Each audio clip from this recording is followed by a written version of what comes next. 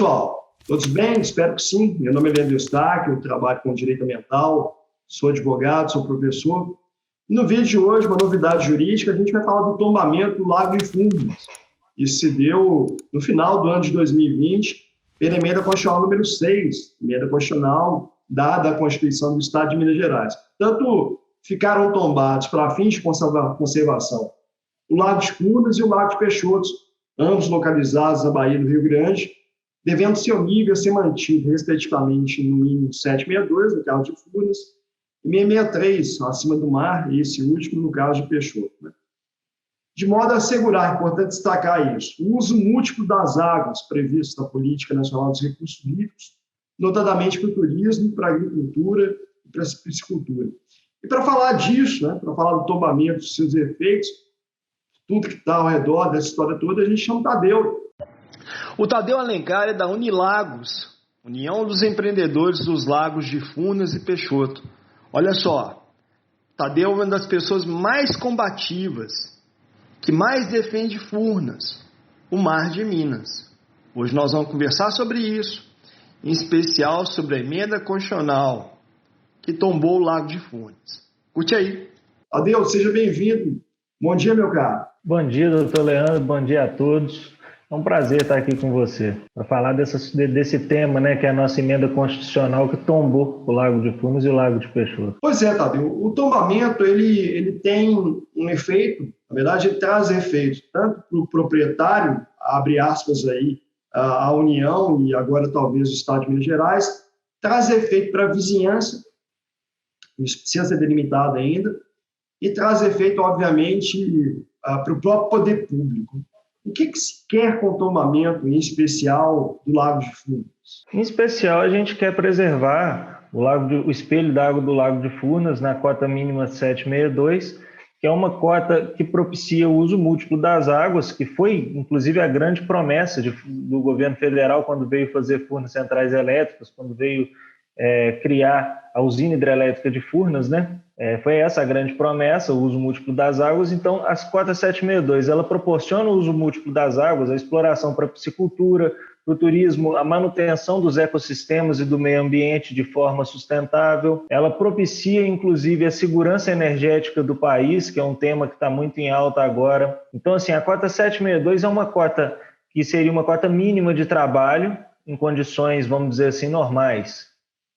Seria cota 762 a 768, que é a cota máxima de operação do lago hoje. E Tadeus, e não acontecendo, não operando com essa cota mínima de 762, no que o meio ambiente fica prejudicado, no que o turismo, a agricultura, a piscicultura, enfim, toda a região do Lago de Furnas fica prejudicada? O prejuízo, na verdade, ele começa no âmbito nacional. A gente pega, por exemplo, essa situação atual que nós estamos agora, que o baixo nível dos reservatórios está fazendo a conta de luz do brasileiro ficar cada vez mais alta e colocando o país, inclusive, numa situação de risco. Saindo de uma pandemia, a gente está num risco de segurança energética. Então, você operar com reservatório vazio é uma coisa que não tem muita lógica. É muito melhor você andar com seu carro com um tanque cheio do que o carro com um tanque vazio. Não vai andar com seu carro na reserva, porque senão ele vai parar uma hora. É isso que está acontecendo com os reservatórios. Eles estão vazios. E isso está colocando o próprio país num risco energético, de falta de energia mesmo, risco de apagão. Isso para o país todo. Agora, falando para Minas Gerais, o estrago ambiental é sem precedentes, né? Mortandade de peixes, porque como é que os peixes, por exemplo, sobrevivem a essa oscilação desenfreada? A desova das tilápias, dos demais peixes, é totalmente prejudicado. O peixe vai ali, coloca os ovos dele num buraco ali na beira d'água, numa região um pouco menos profunda, né? De repente, no outro dia, não tem água lá mais. Então, assim, a questão dos peixes, a questão até de plânctons, a gente já tem informações. A destruição do próprio ecossistema, por exemplo, ao redor da margem do lago, os animais acostumados a beber água num ponto, no outro dia, a água onde eles vão beber está 2, 3 metros para baixo, porque tem locais onde o terreno é menos escarpado, o terreno é mais plano, então, quando desce 1 metro no nível do mar, naquele local, na verdade, desce a 5, 6, 7 metros, entende? Por causa da altitude do terreno.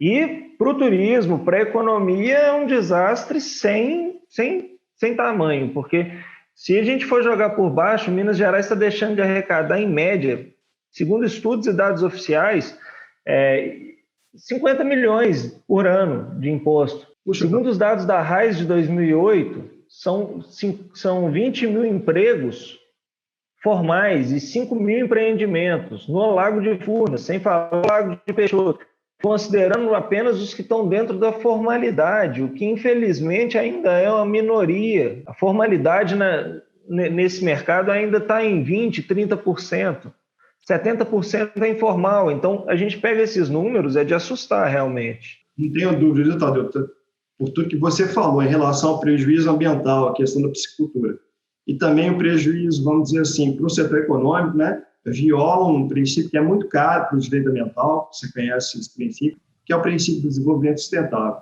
Tadeu, então, você já vem nessa luta há bastante tempo, quem frequenta a região percebe a olho vivo, né, o tanto que já está baixo o nível do Lago de Furnas, e os próximos passos, hein, Tadeu? Você já vem lutando a respeito disso, com brilhantismo, suas falas são sempre bem fundamentadas, com bastante argumento técnico, inclusive para fins de questionamento. Quais são os próximos passos? Em primeiro lugar, a gente tem uma emenda constitucional, já foi incluído no texto da Constituição de Minas Gerais, o Lago de Furnas e o Lago de Peixoto como patrimônio do Estado. E, inclusive, esse tombamento legislativo já concretizado, com todo o processo legislativo feito, ele fixa explicitamente as cotas mínimas. Então, isso aí já está definido, já está protegido como patrimônio.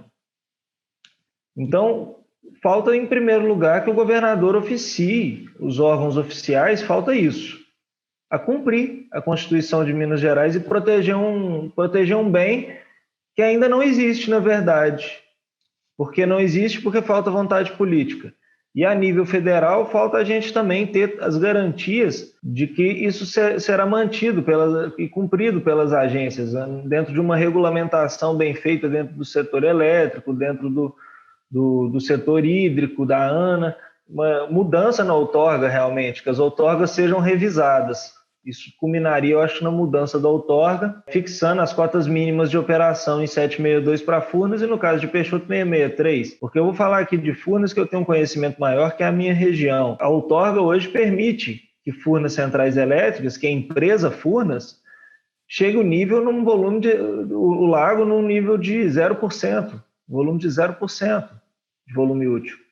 Isso é permitido hoje na outorga, isso é totalmente absurdo. Agora se entende melhor por que a emenda constitucional fala em uso múltiplo, né? Porque se permite a utilização a 0%, obviamente não haverá uso múltiplo. Não vai haver água, não faz sentido nenhum. Tadeu, a gente entende que esse tombamento já foi um passo gigante e fica os parabéns pela sua luta.